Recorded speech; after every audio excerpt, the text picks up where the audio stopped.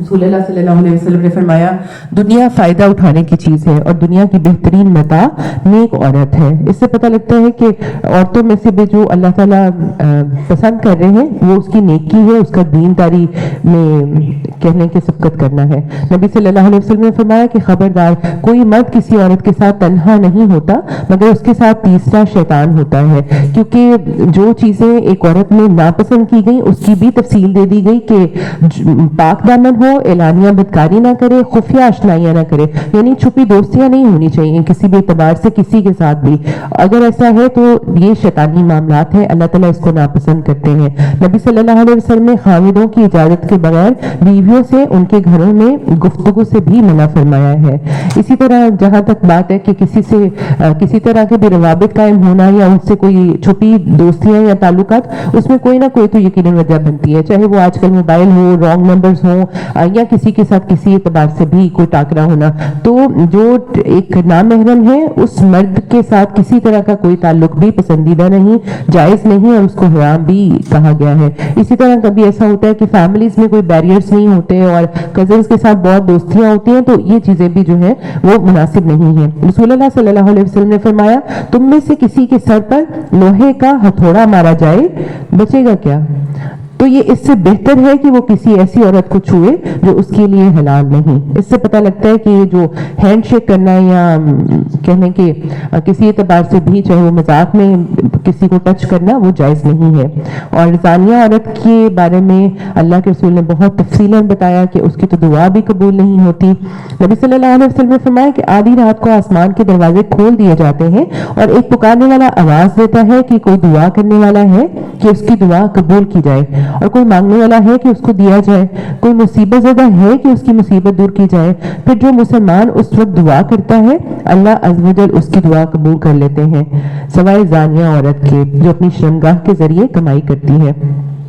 اسی طرح آپ صلی اللہ علیہ وسلم نے فرمایا کہ عرب کی ہلاکت، اے عرب کی ہلاکت، میں تم سے جس چیز کے بارے میں سب سے زیادہ ڈرتا ہوں وہ زنا ہے اور مخفی شہوت ہے۔ تو اس طرح کے سارے تعلقات جو کہ کسی نامحرم کے ساتھ ہیں وہ جائز نہیں ہیں، وہ حرام ہیں، وہ اللہ کے ناپسندیدہ کام ہیں، بے حیائی میں آتے ہیں، تو اس لیے ان سے ہر اعتبار سے خود کو بچانا ہے۔ یرید اللہ لیبین لکم ویہدیکم سنن الذین من قبلکم ویتوب علیکم واللہ علیم حکیم۔ اللہ تو چاہتا ہے کہ تمہارے واسطے خوب کھول کر بیان کر دے اور تمہیں تم سے پہلے کے نیک لوگوں کی راہ پر چلائے، اور تم پر ضروری کیا ہے کہ ہم رجوع کر لیں، توبہ کر لیں، اور اللہ جاننے والا ہے اور حکمت والا ہے۔ اور اللہ چاہتا ہے کہ تمہاری توبہ کو قبول کرے، اور جو لوگ خواہشات کی پیروی کرتے ہیں وہ کیا چاہتے ہیں کہ تم اس سے بہت دور ہٹ جاؤ۔ تو دو راستے ہیں جس میں سے خواہشات کا راستہ ہدایت سے دور کرنے کا باعث بنتا ہے۔ یرید اللہ ان یخفف عنکم وخلق الانسان ضعیفا، اللہ چاہتا ہے کہ تم سے تخفیف کر دے کیونکہ انسان کمزور پیدا کیا گیا ہے۔ انسان کی جو کمزوریاں ہیں اس کو دور کرنے کے لیے اللہ کی طرف سے مکمل رہنمائی دی گئی ہے، ہر اعتبار سے، ہر فیلنگس ہو اور جذبے کو کنٹرول کرنے کے لیے اور اس کو چینلائز کرنے کے لیے ساری تفصیل اللہ تعالیٰ خود دیتے ہیں۔ یا ایھا الذین آمنوا، اے لوگوں جو ایمان لائے ہو، لا تأکلوا اموالکم بینکم بالباطل، آپس میں ایک دوسرے کے مال کو ناحق طریقوں سے مت کھاؤ مگر یہ کہ تمہاری آپس کی رضامندی سے خرید و فروخت ہو، اور اپنے آپ کو قتل نہ کرو، یقیناً اللہ تم پر نہایت مہربان ہے۔ اور جو شخص یہ نافرمانیاں سرکشی اور ظلم سے کرے گا تو عنقریب ہم اس کو آگ میں داخل کریں گے، اور یہ اللہ پر آسان ہے۔ اللہ سبحانہ تعالیٰ بار بار بتا رہے ہیں کہ جو کسی کے مال کے ساتھ غلط معاملہ کرتا ہے، یہاں پہ ناحق مال کھانے کی بات آ رہی ہے، کیونکہ مالی طور پہ جو بھی چیز ورتھ رکھتی ہے آخر کار اس کا سب سے زیادہ استعمال انسان کھانے پینے کے اعتبار سے کرتا ہے۔ پیچھے بھی ہم نے دیکھا کہ آگ بھرنے کی بات کی گئی کہ پیٹ میں آگ ڈالنے والا معاملہ ہے، یہاں پہ اللہ تعالیٰ پھر کہہ رہے ہیں کہ آپس میں ناجائز طریقوں سے کسی کے مال کو ہڑپ نہیں کیا جائے گا۔ اس لیے ہر ایک کو چاہیے کہ وہ ضرور دھیان رکھے کہ کسی کے مال میں سے کسی ناجائز لقمے پہ بھی اپنی نظر نہ رکھے۔ نبی صلی اللہ علیہ وسلم نے فرمایا جس نے کسی مسلمان کا ناحق ایک لقمہ بھی کھایا تو بے شک اللہ अज़्ज़ व जल उसे उतना ही जहन्नुम का खाना खिलाएंगे।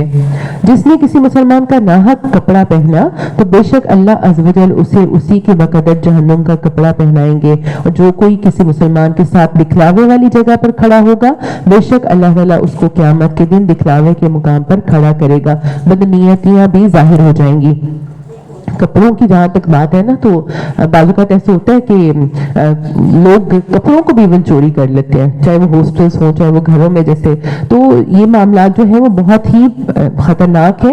माले नाहक, चाहे वो चोरी के साथ है, डाका है, गजब है, सूद है, महर माफ करवाना है, ज़ख़ीरा अंदोज़ी करना है, कोई सा भी जरिया इख्तियार किया जाए तो अल्लाह ताला को तो पता है कि किया क्या गया है। यानी हर वो तरीका जिसको शरीयत ने ममनू किया है, नापसंदीदा कहा है, हर तरह के गलत किस्म के कॉन्ट्रैक्ट सब इसमें आ जाएंगे।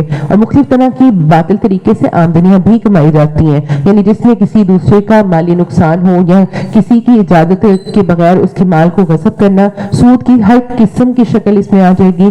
फिर हर ऐसा काम जिसमें थोड़ी सी मेहनत से बहुत सारा माल हासिल हो रहा हो और किसी को डॉच दिया जा रहा हो, जैसे लॉटरी, सिट्टाबाजी या किसी भी तरह की जो किस्मत के सौदे किए जाते हैं, या बच्चों की ऐसी खेल जिसमें निशाना लगे तो इतनी कीमत ना लगे तो ये।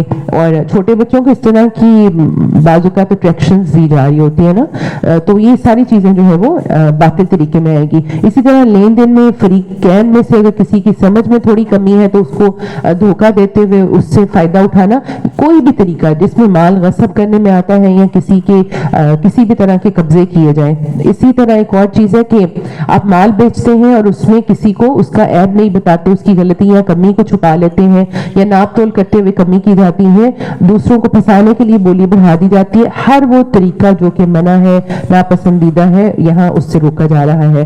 फिर दूसरी चीज कहा कि अपने आप को कत्ल ना करो, यानी किसी मुसलमान को भी नहीं कत्ल कर सकते क्योंकि मुसलमान आपस में एक जान की तरह है। और दूसरा, खुदकुशी ना करो क्योंकि इंसान को ये इख्तियार नहीं कि वो अपनी जान का खुद मालिक बने, और खुदकुशी कबीरा गुनाह है। ये जो मामला है आज खुदकुशी के एतबार से बाज़ ऐसा होता है कि बच्चों को बहुत स्ट्रेस आउट किया जाता है नंबर्स लेने के एतबार से, या अभी छोटे जहन होते हैं और कच्चे, तो उसमें बच्चों को भी कॉन्फिडेंस देना चाहिए। और पेरेंट्स का अपने बच्चों के साथ ताल्लुक स्ट्रॉन्ग होना बहुत जरूरी है।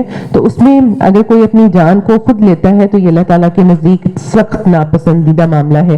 हसन बसरी कहते हैं, तुमसे पहले लोगों में से किसी को फोड़ा निकला, जब उसे तकलीफ ज्यादा हुई तो उसने अपने तुरकश से तीर निकाला और फोड़े को चीर दिया, फिर उससे खून बंद ना हुआ यहाँ तक कि वो मर गया। अल्लाह ताला ने फरमाया कि मैंने इस पर जन्नत को हराम कर दिया। ये हदीस बयान करने के बाद हसन बसरी ने अपना हाथ मस्जिद की तरफ बढ़ाया और कहा, अल्लाह की कसम मुझसे ये हदीस जुंदुम बिन अब्दुल्लाह बजली ने बयान की, रसूलुल्लाह सल्लल्लाहु अलैहि वसल्लम से इस मस्जिद में ये बात उन्होंने सुनी थी। तो जो जान लेना है ये मत समझें कि हमारा अपना हक है, अल्लाह की दी हुई जिम्मेदारी है और अमानत है, इसमें हम इस तरह खुद से दखल अंदाजी नहीं कर सकते। नबी पाक ने जो है वो एक तरह कह लें कि वार्न भी कर दिया। और इसी तरह बहुत सारी हदीस से पता लगता है कि जो जिस जरिए से अपनी जान लेता है उसके साथ फिर जहन्नुम में वही मामला बार बार किया जाएगा। तो अहम चीज क्या है कि अपनी जात को भी नुकसान नहीं पहुंचा सकते किसी भी वजह से। वमन यफ़अल ज़ालिक, लेकिन अगर कोई ये करता है तो अल्लाह ताला बता रहे हैं कि उसने सरकशी की है और वो जुल्म कर रहा है और आग उसका ठिकाना होगी। इन तज्तनिबू कबाइर मा तुनहौना अन्हु नुकफ्फिर अन्कुम सय्यिआतिकुम व नुदखिलकुम मुदखलन करीमा। जब से सूरत निसा शुरू हुई है बहुत सारे अमाल बताए जा रहे हैं जो इंसान करता है और वो कबाइर में से हैं। तो कबीरा गुनाह है उनकी लिस्ट इनफैक्ट कुछ अल्लाह ताला ने इस सूरत में दे दी और कुरान में जहाँ बजा पता लगता है कि कौन से अमाल मना है। तो कहा कि अगर तुम इन बड़े गुनाहों से बचते रहोगे जिनसे तुमको मना किया गया है तो हम तुम्हारे छोटे छोटे गुनाह तुमसे दूर कर देंगे और इज्जत और बुजुर्गी की जगह तुमको दाखिल करेंगे। तो एक हदीस में आता है 7 हलाकत खेज गुनाहों से बचो। सहाबा ने अर्ज किया, या रसूलुल्लाह सल्लल्लाहु अलैहि वसल्लम वो क्या है? आपने फरमाया, अल्लाह के साथ शरीक ठहराना, जादू करना, किसी जान को कत्ल करना जिसे अल्लाह ने हराम ठहराया है मगर हक के साथ, सूद खाना, यतीम का माल हड़प करना, लड़की के लड़ाई के दिन पीठ फेरना, भाग जाना, और इसी तरह पाक दामन भोली भाली लड़कियों पर जिना की तोहमत लगाना, यानी चाहे वो स्कैंडल करना या किसी भी तरह की किसी के साथ उसकी बात इस तरह की मंसूब करना जिसमें उसकी इज्जत जाती है। तो ये सब जो है वो हराम गुनाह है।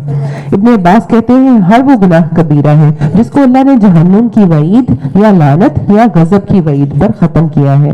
अल्लाह के रसूल ने कुछ कबीरा गुनाहों का जिक्र किया, अल्लाह के साथ शिर्क, क्योंकि ये तो सबसे बड़ा गुनाह है और इसकी माफी नहीं, वालिदैन की नाफरमानी, झूठी गवाही। आप टेक लगा कर बैठे हुए थे, आप उठ गए, झूठी गवाही के बारे में फरमाते रहे और मुसलसल उसी की तकरार करते रहे, यहाँ तक कि सहाबा डर गए और चाहा कि आप सल्लल्लाहु अलैहि वसल्लम बस कर दें। इसलिए अहम चीज क्या है कि खुद को झूठी गवाहियों से, झूठी बातों से और तमाम कबीरा गुनाहों से बचाएं, क्योंकि जो इंसान की जिंदगी है उसका खात्मा मौत के साथ नहीं होना।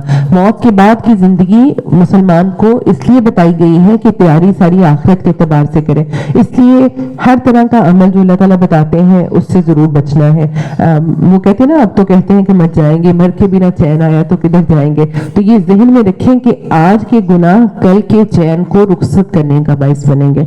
इसलिए बहुत सोच समझ के अपनी जिंदगी के फैसले करने चाहिए और कबाइर से खुद को इसलिए बचाएं क्योंकि आखिरत की आग से हमें खुद को बचाना है और उसी की सारी तैयारी होनी चाहिए। रसूलुल्लाह सल्लल्लाहु अलैहि वसल्लम ने फरमाया, जब कोई बंदा खलूस से दिल से ला इलाहा इल्लल्लाह कहेगा, और असल में कहे ना कि अल्लाह ताला का जिक्र उसको क्या करेगा, कबायर से वो बचता रहेगा, उसके लिए आसमान के दरवाजे खोल दिए जाएंगे और ये कलीमा ला इलाहा इल्लल्लाह अर्श तक जा पहुंचेगा। और इसी तरह 5 नमाजें और एक जुमे से दूसरे जुमे तक और रमजान से रमजान तक उसके दरमियान होने वाले जितने भी गुनाह हैं जो सर्जिश होंगे वो कफारा बन जाएंगे कबीरा गुनाहों से, अगर वो बचता रहे। रसूल पाक ने फरमाया, कबीरा गुनाहों से इज्तिनाब करो और सीधे रहो और खुश हो जाओ। यकीनन जो गुनाहों से बचता है असल खुशी तो उसी के लिए है। तो यहाँ पर हमें इनफैक्ट खुश रहने की टिप भी मिल गई। और जिस चीज की आरज़ू कहा, वला ततमन्नू मा फद्दलल्लाहु बिही बादकुम अला बाद, उस चीज की आरज़ू ना करो जिसके बाइस अल्लाह ने तुम में से बास को बास पर बुजुर्गी दी है। मर्दों का उसमें से हिस्सा है जो उन्होंने कमाया, औरतों के लिए उसमें से हिस्सा है जो उन्होंने कमाया, और अल्लाह से उसका फजल मांगते रहो। यकीनन अल्लाह हर चीज को जानने वाला है। किसी के पास मौजूद नेमतों को देखकर उनके अपने पास आने या उससे छीन जाने की ये जो ख्वाहिश रखना है, असल में इसी को हसद कहते हैं। ये नहीं कहना चाहिए काश कि माल मुझे मिल जाए, काश ये चीज मेरी होती, क्योंकि किसी की चीज को देख के इस तरह की ख्वाहिशों का इजहार हसद पर मबनी, और इसमें सिर्फ ये है कि रश कर सकते हैं किसी को। अल्लाह ताला कोई, जैसे हमने पीछे देखा था कि माल दे या इल्म दे और वो उसको दूसरों तक पहुंचाए, तो रश्क जायज है, हसद जायज नहीं। उम्मे सलीमा ने खुद रसूलुल्लाह सल्लल्लाहु अलैहि वसल्लम से दरियाफ्त किया कि मर्द लोग जिहाद करते हैं, हम उससे महरूम हैं, मिरास में भी हमारा आधा हिस्सा है। तो इस पर ये आयत नाजिल हुई। तो अल्लाह ताला कि हाँ, तकर्रुब के एतबार से और मुकाम के एतबार से नेक अमाल चाहे मर्द करे या औरत करे उसको जरूर फजीलत है। और जहां तक बात है कि मर्द को मर्द होने की वजह से फजीलत है, वो उसके अमल की नहीं है, और ना ही औरत को औरत होने की वजह से उसके अमल पे कोई कमी की जाएगी। लिहाजा अहम क्या है कि अल्लाह का फजल मांगा जाए और हसद से खुद को बचाया जाए। यानी दोनों चीजें इनफैक्ट कहने के साथ साथ है। अल्लाह के फजल को मांगते हुए दूसरों को जो अल्लाह का फजल मिला हुआ है उस तकसीम पे भी राजी रहे और हसद से खुद को बचाए। तो किसी की नेमत के जवाल की हसरत रखना या ख्वाहिश, ये हसद में भी आता है, और हसदें जो है वो भी हसद का बाइस बनती हैं।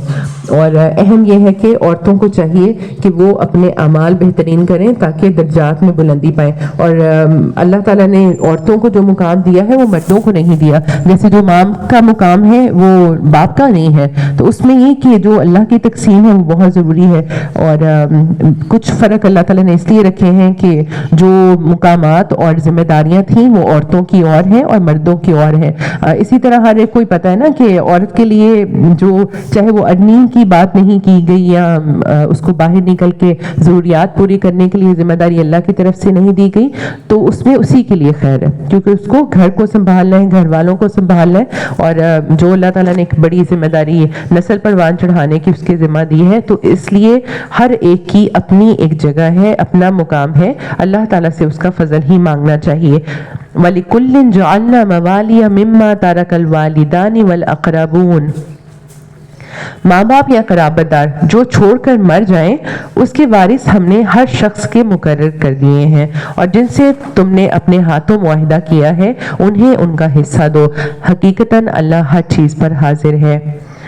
پھر فرمایا الرجال قوامون علی النساء بما فضل اللہ بعضهم علی بعض، مرد عورتوں پر حاکم ہے، نگہبان ہے، نگران ہے، اس وجہ سے کہ اللہ نے ایک کو دوسرے پر فضیلت دی ہے، اور اس وجہ سے کہ مردوں نے اپنے مال خرچ کیے ہیں۔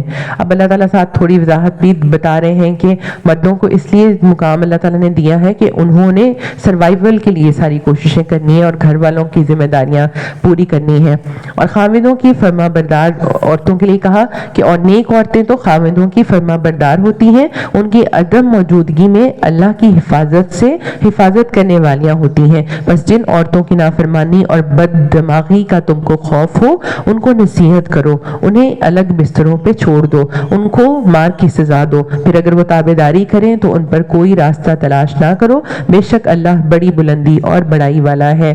مرد کو اللہ تعالیٰ نے قوام بنایا ہے، سرپرست ہے، سربراہ ہے، منتظم ہے، تمام جو معاملات ہیں وہ اس نے دیکھنے ہیں، اور اس میں ایک یہ کہ جسمانی ساخت کے اعتبار سے اللہ تعالیٰ نے عورتوں سے مضبوط اس کو بنایا ہے، مشقت کے اعتبار سے جیسے کہا جاتا ہے نا کہ اگر عورتوں کے ذمہ جنازوں کو دفنانا ہوتا تو شاید ایک بھی نہ دفنا پاتے، تو اس میں اللہ تعالیٰ نے جو ایک قوت دی ہے، ایک انرجی دی ہے وہ دی ہے۔ اسی طرح ذمہ داریوں کو نبھانے کی صلاحیت مردوں میں عورتوں کی نسبت زیادہ ہے۔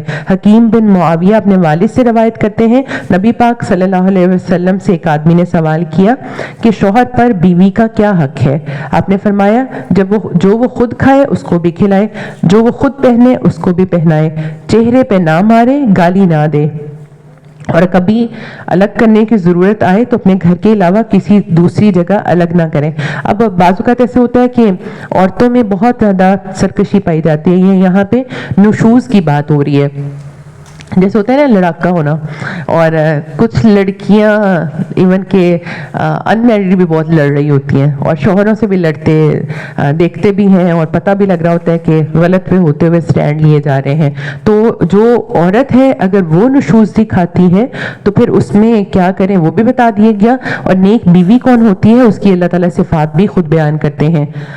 رسول اللہ صلی اللہ علیہ وسلم نے فرمایا بہترین بیوی وہ ہے جس کی طرف تم دیکھو تو تمہیں خوش کر دے، اور جب تم کسی بات کا حکم دو تو اس کو بجا لائے، یعنی نہ کرنے والی یا ریفیوز کرنے والی نہیں، اور تمہاری غیر موجودگی میں تمہارے مال اور اپنی ذات کی حفاظت کرے۔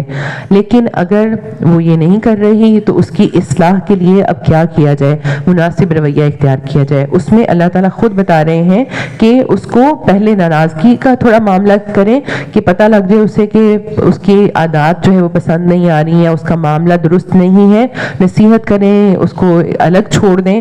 اور جہاں تک سزا میں مار کی بات آ رہی ہے، نبی پاک نے ہدایت فرمائی کہ منہ پر نہ مارا جائے، بے رحمی سے نہ مارا جائے، اور ایسی چیز سے نہ مارا جائے جو جسم پر نشان چھوڑ جائے۔ اس کا یہ مطلب نہیں ہے اس کو کچھ چوکے لگاتے رہے ہیں اور اس کو ایسی مار مارے جو وہ کسی کو بتا بھی نہ سکے یا دکھا بھی نہ سکے۔ اصل جو مقصد ہے وہ صرف اس کے نشوز کو دور کرنا ہے۔ مسواک کی مار مارنے کی بھی بات آتی ہے، آپ نے دیکھا ہوگا کہ جو ایک غیرت محمودہ ہے اس میں کبھی کبھی وہ کوئی جیسے کہتے ہیں نا کہ انہوں نے ہاتھ اٹھایا اور اتنا ہی کافی ہوتا ہے۔ تو اس میں ان چیز کیا ہے کہ اللہ تعالیٰ جو چاہ رہے ہیں کہ مرد کی جو مینجمنٹ اور اس کے مینیجر ہونے اور اسے اللہ تعالیٰ نے جو ایک سردار بنایا ہے اس کی ایکسیپٹنس ہونی چاہیے، اس پہ دھیان زیادہ ہو۔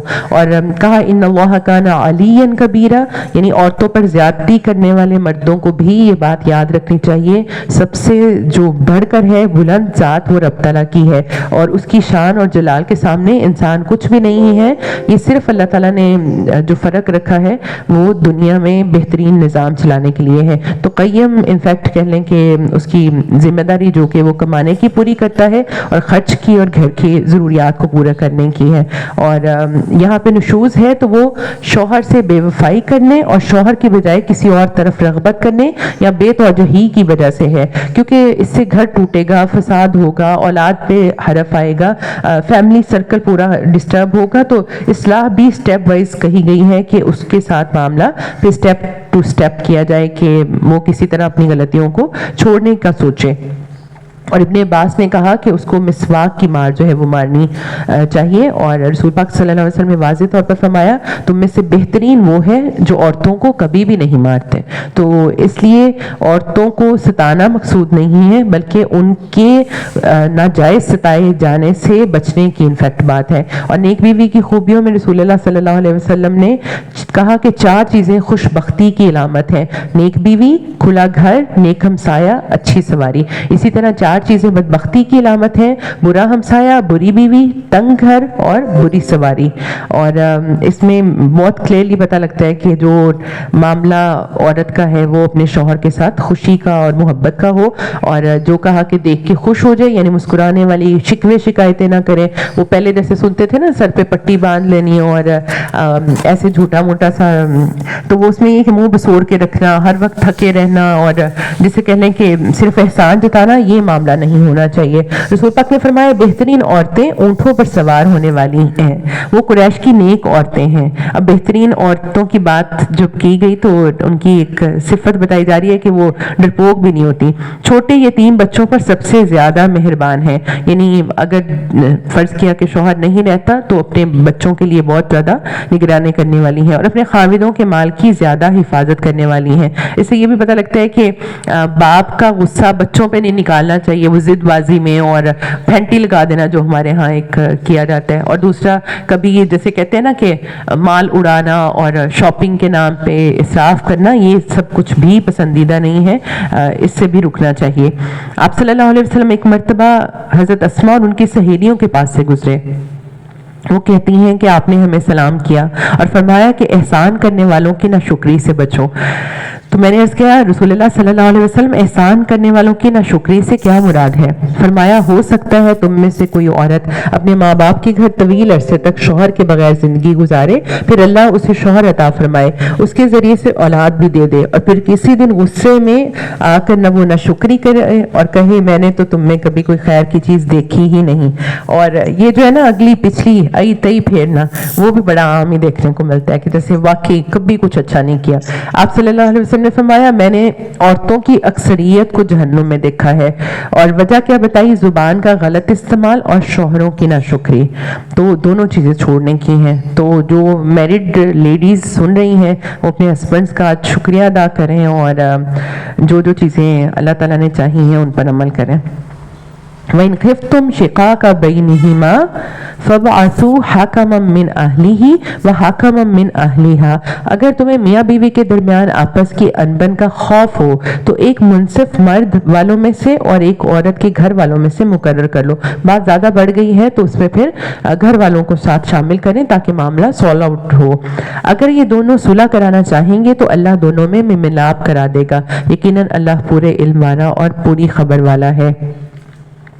وَاعْبُدُوا اللَّهَ وَلَا تُشْرِكُوا بِهِ شَيْئًا، پیچھے کہا کہ کبیرہ گناہ کون سے ہیں، اور اب اللہ تعالیٰ بتاتے ہیں کہ اعمال میں سے کون سے عمل کرنے ہیں اور کون سے چھوڑنے ہیں۔ اللہ کی عبادت کرو، اس کے ساتھ کسی کو شریک نہیں ٹھہراؤ، کیونکہ شرک اللہ کو پسند نہیں، اور اللہ تعالیٰ کے ساتھ کسی کو شریک ٹھہرانا بنتا بھی نہیں۔ وَبِالْوَالِدَيْنِ إِحْسَانًا، اللہ کے بعد ان کا حق ہے جو دنیا میں لانے کا باعث بنے، اور کہا کہ والدین کے ساتھ حسن سلوک کرو۔ وَبِذِي الْقُرْبَى وَالْيَتَامَى وَالْمَسَاكِينِ، رشتہ داروں، یتیموں اور مسکینوں کے ساتھ۔ وَالْجَارِ ذِي الْقُرْبَى وَالْجَارِ الْجُنُبِ، اور ہمسایوں میں سے، قرابتر ہمسایوں سے اور اجنبی ہمسایوں سے بھی۔ وَابْنِ السَّبِيلِ، اور مسافر کے ساتھ جو کہ انفیکٹ کہہ لیں کہ راستوں میں زندگی گزار رہے ہیں۔ وَمَا مَلَكَتْ أَيْمَانُكُمْ، اور ان سے جن کے مالک تمہارے دائیں ہاتھ ہوئے۔ إِنَّ اللَّهَ لَا يُحِبُّ مَنْ كَانَ مُخْتَالًا فَخُورًا، یقیناً اللہ تکبر کرنے والے شیخی خوروں کو پسند نہیں فرماتا۔ اب یہاں پر جو اللہ تعالیٰ نے بتایا کہ کس کس کا کیا حق ہے، تو انسانوں میں سے سب سے بڑا حق والدین کا ہے، کیونکہ والدین جو ہیں وہ انسان کی زندگی کا سبب بھی ہیں اور سروائیول کی وجہ بھی، اس لیے ان کو ضرور اپنے معاملات میں سب سے زیادہ بہترین معاملہ کرتے ہوئے سب سے آگے رکھنا چاہیے، اور ترتیب میں سے اللہ تعالیٰ نے بھی ان کا حق سب سے پہلے رکھا ہے۔ آج ہم دیکھتے ہیں کہ اسپیشلی بچے پیرنٹس کو پیچھے کر کے فرینڈ سرکل کو آگے کرتے ہوئے بعض اوقات پیرنٹس کے ساتھ زیادتی اور بدتمیزی کرتے ہیں، تو یہاں پہ بہت اہم سمجھ آ رہی ہے کہ ان کا حق زیادہ ہے. اسی طرح رشتہ داروں کا، پھر اس کے بعد یتیموں کا، مسکینوں کا جن کو کوئی پوچھنے والا نہیں ہے. اور جب رشتہ داریوں کے بعد بات کی گئی تو ہمسائیگی کی گئی ہے. پڑوسی اور خاص کر اس کا حق زیادہ ہے جو کہ رشتہ دار ہو. اور اس میں رشتہ داری کے لیے کہا گیا کہ جن کا گھر کا دروازہ آپ کے بالکل ساتھ ہو ان کا بھی حق پہلے آتا ہے.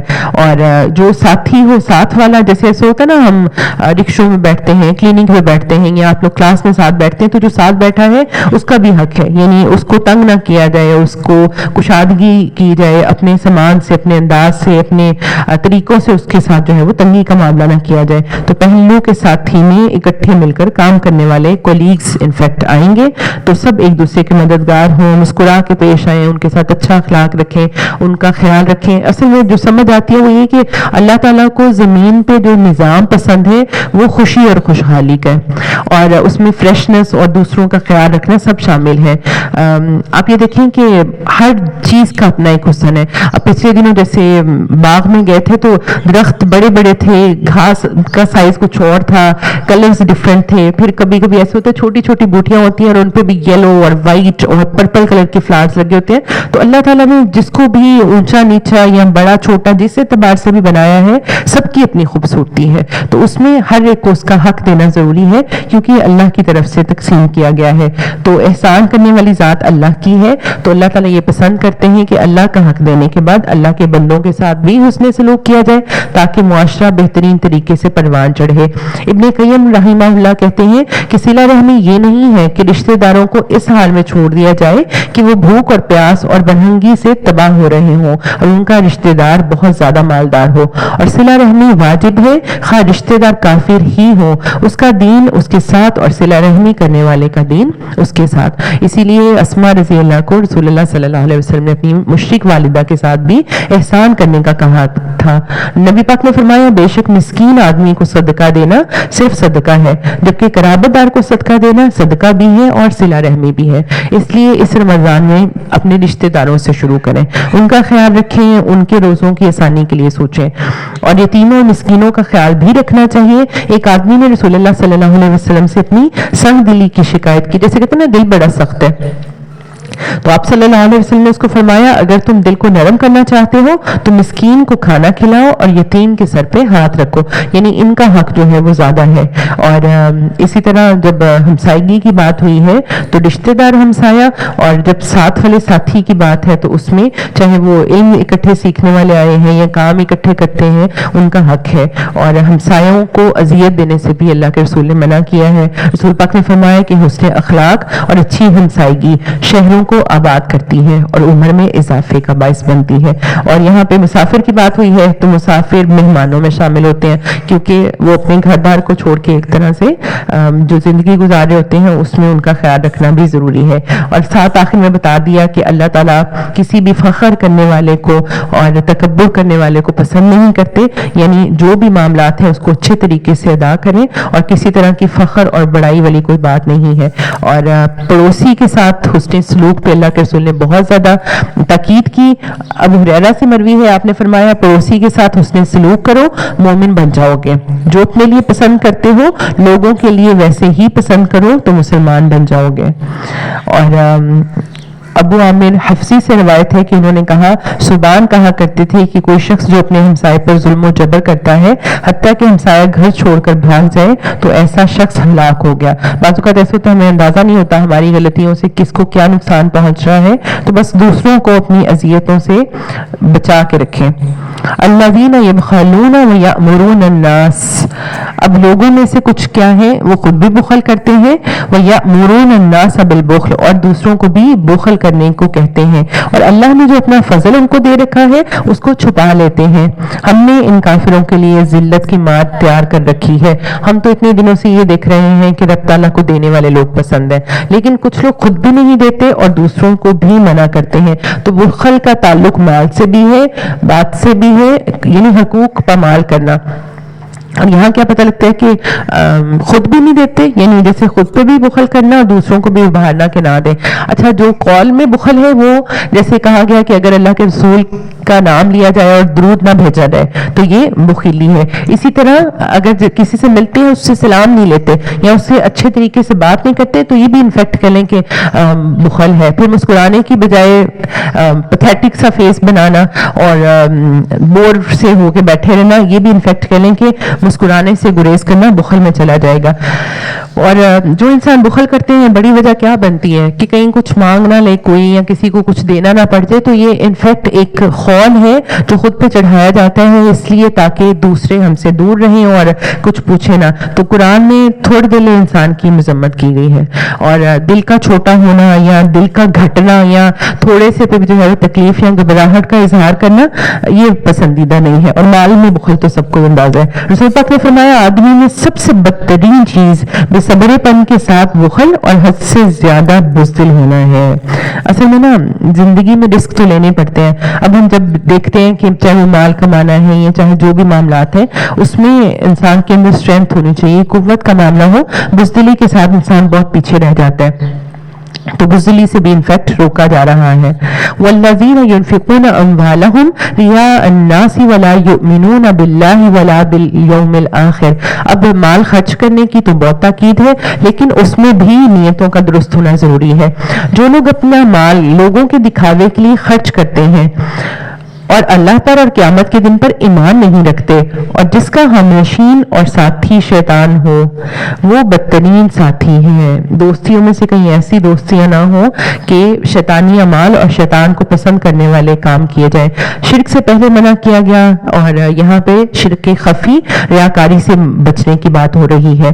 شرک خفی یہ ہے کہ انسان کسی دوسرے انسان کو دیکھ کر عمل کرے, یعنی عمل کی وجہ اللہ کی ذات یا اللہ کو خوش کرنا نہیں بلکہ لوگوں کو خوش کرنا, لوگوں کو دکھانا, ان کی واہ واہ ان کی شاباش لینا مقصد ہے. تو یہاں پر اللہ تعالیٰ اس پہ بھی پکڑ کر رہے ہیں. رسول پاک نے فرمایا جو شہرت کا طالب ہو اللہ تعالیٰ اس کی بدنیتی قیامت کے دن سب کو سنا دیں گے. اسی طرح جو کوئی لوگوں کو دکھانے کے لیے نیک عمل کرے گا اللہ بھی قیامت کے دن اس کو سب لوگوں کو دکھا دے گا. آپ نے دیکھا ہوگا یہ جو فوٹیج چلانے کی ایک شرمندگی ہے اس میں زیادہ ڈر کس چیز کا ہوتا ہے کہ سب لوگوں کے سامنے آپ کو امبیرسمنٹ کا سامنا ہوگا.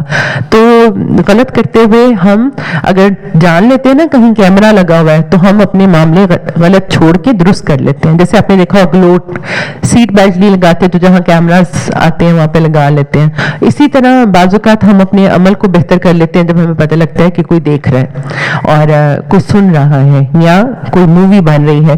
تو یہ جو نامہ اعمال کا مرتب ہونا ہے جو معمولی سے معمولی چیز کو بھی نہیں چھوڑے گا اس کے ہونے کا احساس اگر نہیں ہے تو یہ نہ ہو کہ عمل اچھے ہو رہے ہیں اور ریاکاری سے ہو رہے ہیں یا شیطان نے پھسلا کے غلط راستے کی اور غلط نیتوں کی طرف رخ موڑ دیا ہو.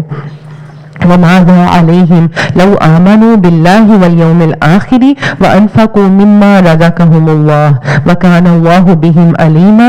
بھلا ان کو کیا نقصان تھا اگر یہ اللہ اور قیامت کے دن پر ایمان لاتے اور اللہ نے جو انہیں دے رکھا ہے اس میں سے خرچ کرتے.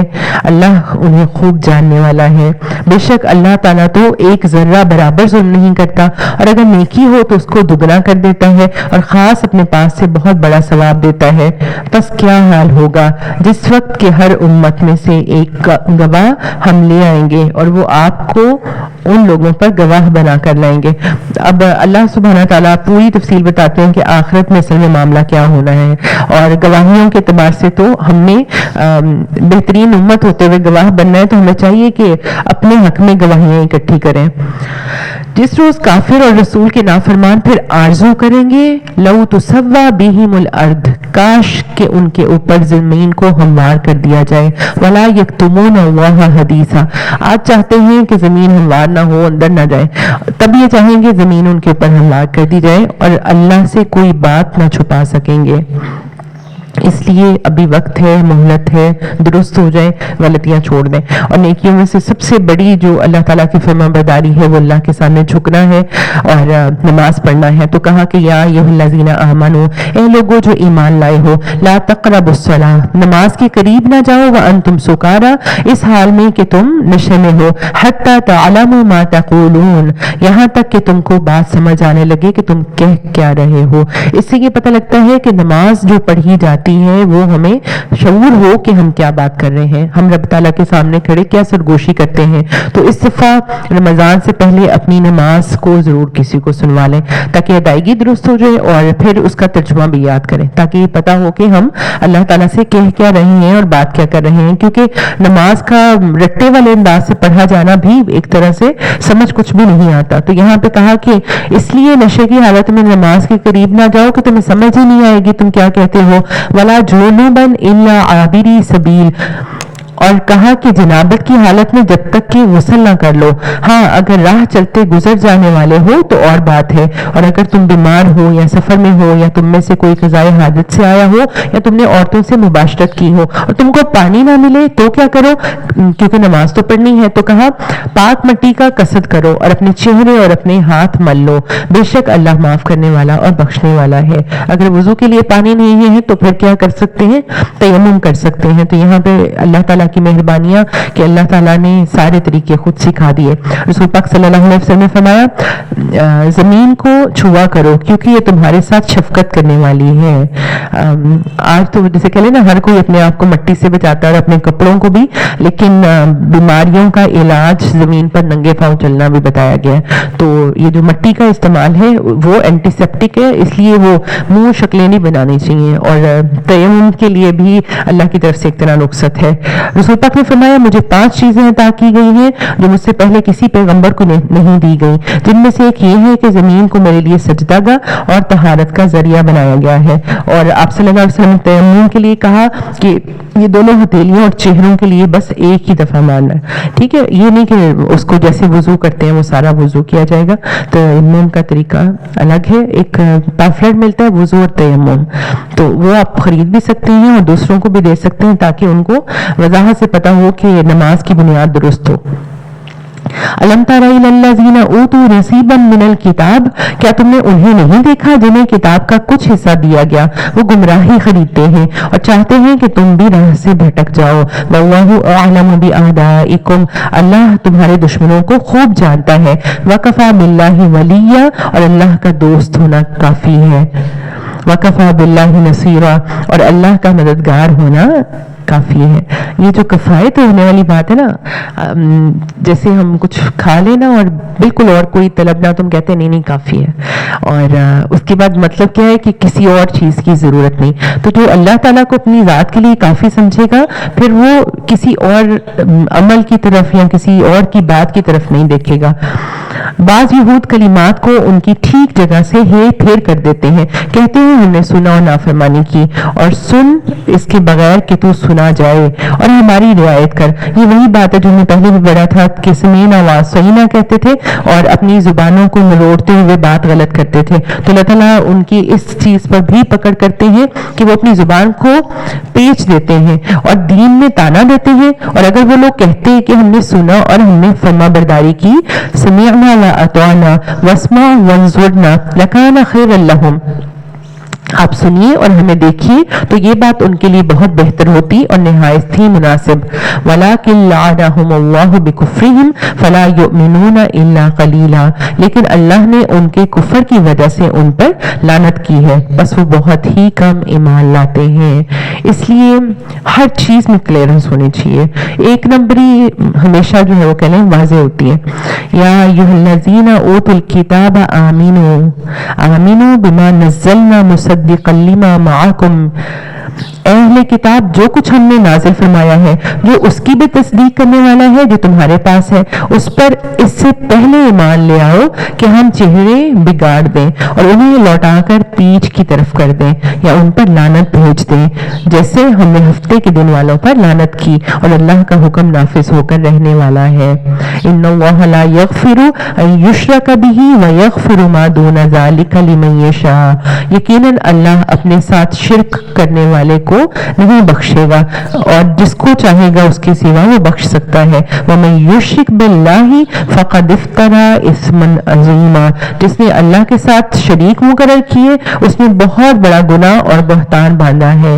اصل میں جس چیز کی کوئی صداقت ہی نہیں، سچائی ہی نہیں اور اللہ تعالیٰ کے جیسے مقام کسی کا رکھا ہی نہیں، تو اگر انسان اتنی بڑی غلطی پہ اپنی زندگی کی بنیاد ٹیڑھی رکھے گا تو آخرت میں اس کو کچھ بھی درست نہیں مل سکے گا. تو بس یہ یاد رکھیں کہ اکبر الکبائر الشرک باللہ، سب سے بڑا کبیرہ گناہ اللہ کے ساتھ کسی کو شریک ٹھہرانا ہے، اس کی پھر جو ہے وہ معافی نہیں. الم تر الی الذین یزکون انفسہم، کیا آپ نے انہیں نہیں دیکھا جو اپنی پاکیزگی اور ستائش خود کرتے ہیں؟ کچھ لوگوں کو ضرورت ہی نہیں کہ ان کے اعمال ایسے ہوں کہ دوسرے تعریف کریں، وہ تو اپنی تعریف خود ہی کرتے ہیں. جیسے کہتے ہیں نا، شیشہ بھی دیکھیں تو سب سے خوبصورت چہرہ نظر آتا ہے اور ہر چیز گواہی اس چیز کی دیتی ہے کہ ہم سے بڑھ کے کوئی بھی نہیں. تو اللہ تعالیٰ کہتے ہیں بل اللہ یزکی من یشاء ولا یظلمون فتیلا، بلکہ اللہ جس کو چاہے وہ پاکیزہ کرتا ہے، کسی پر ایک دھاگے کے برابر ظلم نہ کیا جائے گا. وہ جو ہے نا اپنے منہ میاں مٹھو بننا اور اپنی تعریفیں خود ہی کرتے رہنا، اصل میں تو نان مسلمس کا یہ طریقہ تھا نا، ہم اللہ کے بیٹے اور اللہ کے چہیتے اور ہمیں آگ نہیں چھوئے گی والا معاملہ، اور تزکیہ بھی خود ہی اختیار کرتے تھے، خود کو خود سے سب سے بہتر بھی سمجھتے تھے. تو یہاں پہ اللہ تعالیٰ بتا رہے ہیں کہ اللہ سبحانہ تعالیٰ تو باریک سے باریک چیز کے بارے میں بھی جب حساب لیں گے تو دھاگے برابر بھی ظلم نہیں ہوگا. ولا یظلمون فتیلا، اور کھجور لے کے آپ فتیے کو دیکھ لیں کہ کتنی مائنیوٹ ڈیٹیلز کے ساتھ ہمارا حساب ہوگا. انظر کیف یفترون علی اللہ الکذب، دیکھو یہ لوگ اللہ پر کس طرح جھوٹ باندھتے ہیں، اور یہ حرکت صریح گناہ ہونے کے لیے کافی ہے. یہ جو خود نمائی اور سیلف سینٹرڈ ہونا ہے اور اپنے لیے اتنا شدید پازیٹیونیس چاہنا کہ اپنے برے کیے پہ بھی تعریف کی ڈیمانڈ کرنا یا اس کی پکڑ سے بچنے کے لیے کسی بھی طرح کے اور الفاظ اور معاملات کرنا، اس سے بچنے کی ضرورت ہے. اعتراف بہت خوبصورت چیز ہے، جہاں غلطی ہو وہاں مان لینا چاہیے، جہاں غلط ہے وہاں درست ہو جانا چاہیے. یہ سیدھا راستہ اللہ تعالیٰ نے اسی لیے کھلا رکھا ہے کہ انسان درست سے سیدھے کی طرف لوٹ آئے. تو اللہ تعالیٰ فرماتے ہیں کیا آپ نے انہیں نہیں دیکھا جنہیں کتاب کا کچھ حصہ ملا ہے، جو بتوں کا اور باطل معبود کا اعتقاد رکھتے ہیں.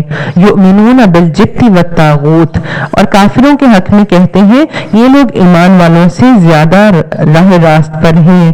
اب یہاں پہ طاغوت کے ساتھ ایک اور لفظ استعمال کیا جا رہا ہے کہ جبت کے اوپر بھی اہل کتاب جو ہے وہ ایمان رکھنے والے تھے، اور جبت جو ہے وہ اس میں بت بھی آتے ہیں اور اس میں جادو بھی آتا ہے.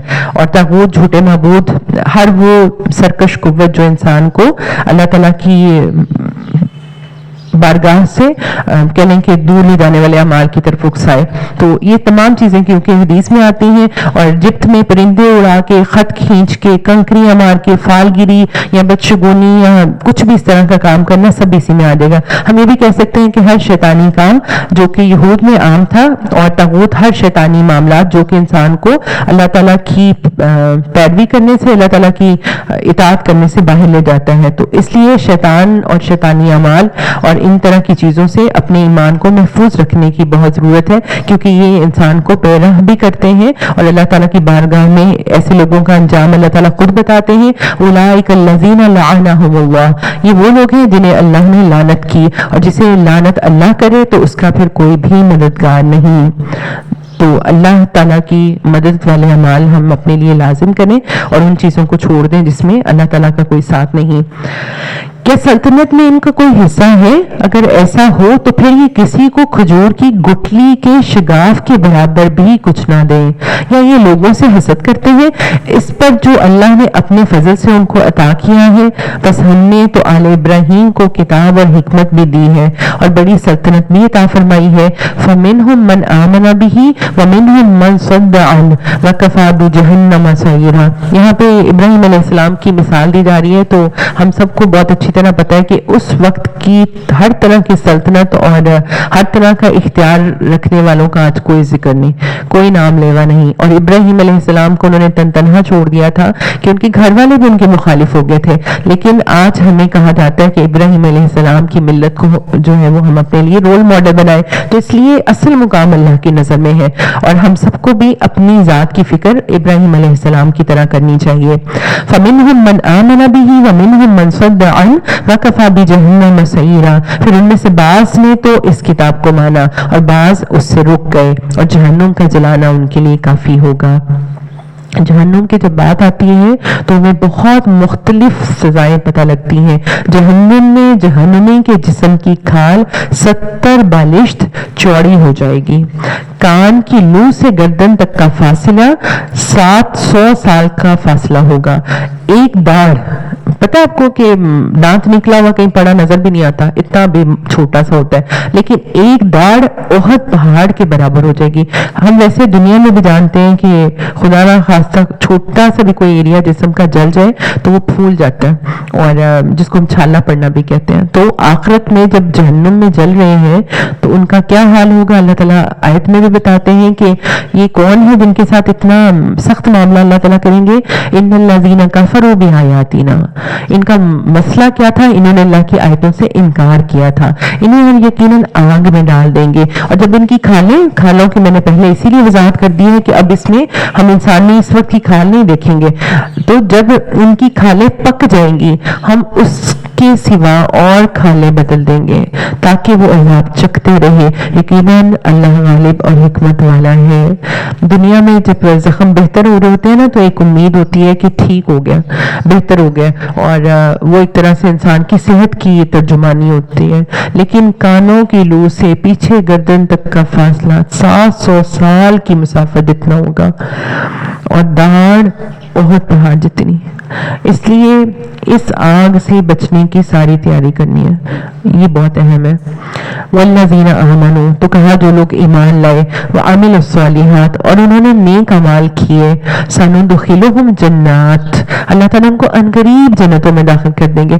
لمبی نہ زندگی ہے نہ ہی جنت کا انتظار، کیونکہ موت کے ساتھ ہی انسان کے مقامات دکھا دیے جائیں گے. جنات تجری من تحتہا، اللہ تعالیٰ بتاتے ہیں کہ جنتیں کیسی ہیں جس کے نیچے سے بہہ رہی ہوں گی الانہار، نہریں، خالدین فیہا ابدا، جس میں وہ ہمیشہ ہمیشہ رہیں گے. آج مسلمان یا نان مسلم جو بہت ہی زیادہ بڑے بھی گھر بنائے نا، وہ سوئمنگ پول تو بنا سکتے ہیں، یہ نہروں کا چلنا نہیں ابھی تک انفیکٹ انسان مسخر کر سکا. تو پتہ کیا لگتا ہے کہ جنتوں کی اپنی بہاریں ہیں. لہم فیہا ازواج مطہرہ، ان کے لیے وہاں پر پاکیزہ بیویاں ہوں گی. وندخلہم ظلا ظلیلا، اور ہم انہیں گھنی چھاؤں اور پوری راحت میں لے جائیں گے. ایسے کورڈ ہوں گے اللہ تعالیٰ کی پسندیدہ.